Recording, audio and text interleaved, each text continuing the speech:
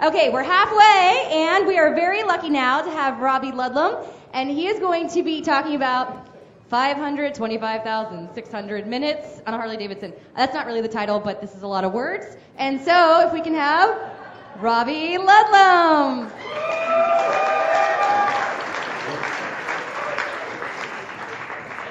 So I started back in Cincinnati back in October, and that was me then, and I had too much shit at the time, and I ended up losing about 30 pounds of all that gear. But I met some really cool people on there. I saw some of the most amazing sights I'll ever see, and I really discovered myself in a lot of ways.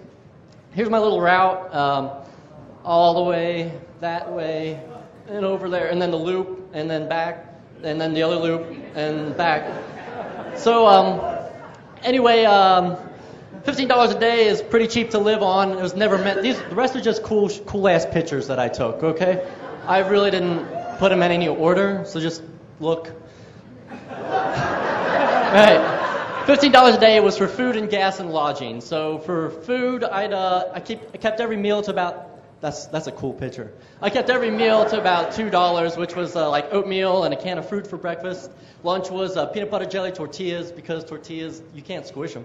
And then dinner was a can of beans and ramen noodles.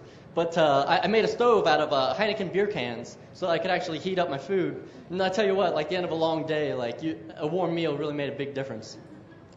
So lodging, I didn't have any money for lodging. So I had a tent, but I rarely set it up. And this one I did, fortunately, because I was getting sleeted on. This just actually worked out. I didn't work this out, so this is pretty cool. That was my tent.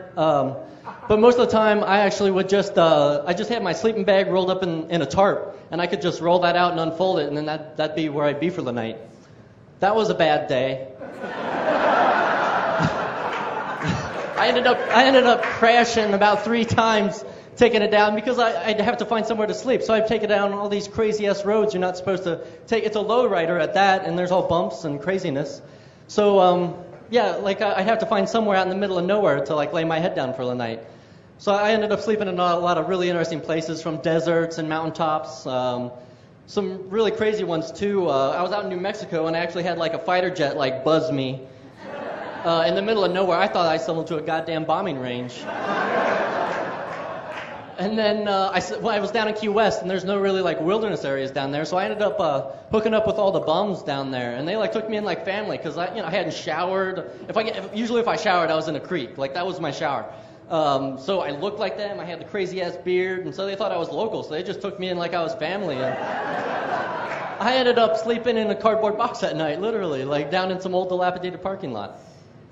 So besides that, gas was pretty cheap. I only had a 3-gallon tank, which was kind of that was really hard to do, because out west I only got a baby about 120 mile range, and there's a lot of places that don't have a gas station between 120 miles. So there was a couple times I had to turn around, and a lot of times I'd be filling up every 20 or 30 miles. Everybody I met out there was absolutely wonderful. I tell you what, I wouldn't be standing here right now if it wasn't for the kindness of so many people. Friends, family, complete and utter strangers took me in and put me up. So the 10 months I was on the road, 6 of it, every night I was looking for somewhere to sleep. But the other 4 months of it, I was actually put up by these people. And that really says a lot for humanity.